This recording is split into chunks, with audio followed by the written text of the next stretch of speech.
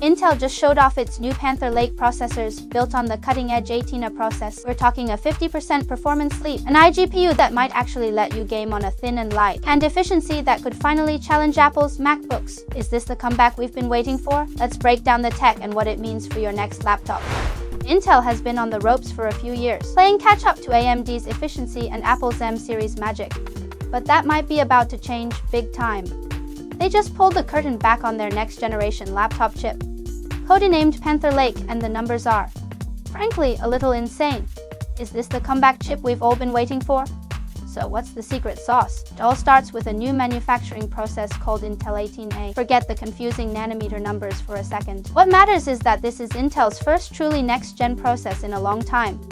Competitive with what TSMC is making for Apple and AMD, they've completely redesigned the transistor with something called RibbonFET and are using a new PowerVia tech to deliver power from the backside of the chip. Think of it as going from a 2D city map to a 3D skyscraper, way more efficient and powerful in the same footprint. And that new design leads to some wild performance claims. Compared to the current generation Lunar and Arrow Lake chips, Intel is promising over 50% more multi-threaded performance at similar power levels. 17, that's a massive leap for video editing, coding, and heavy multitasking. But here's the real kicker: the new integrated graphics, built on an architecture called XE3, are also getting a more than 50% performance boost. 18. Let that sink in. We might finally be getting thin and light ultrabooks that can actually game. Not just League of Legends, but potentially more demanding esports titles and even some AA games at respectable settings. This could be a game changer for students and anyone who wants one laptop to do it all, without the bulk and terrible battery life of a traditional gaming rig.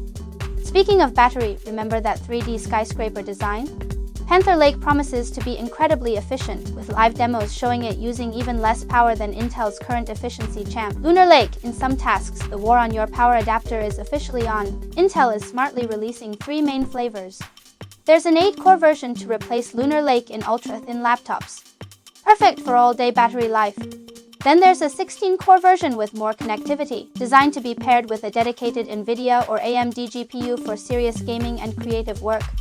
And finally, the one everyone's going to be talking about, a 16-core chip with the full, maxed-out 12-core XE3 integrated graphics. That's the iGPU beast, destined for those do-it-all performance, thin and light. So what's the catch? As always, it comes down to price and execution.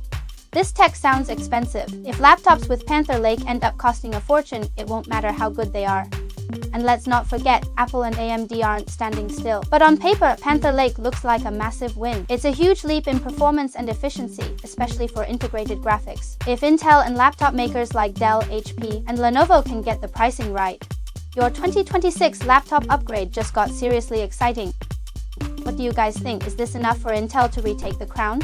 Let me know down in the comments. Thanks for watching, and I'll catch you in the next one.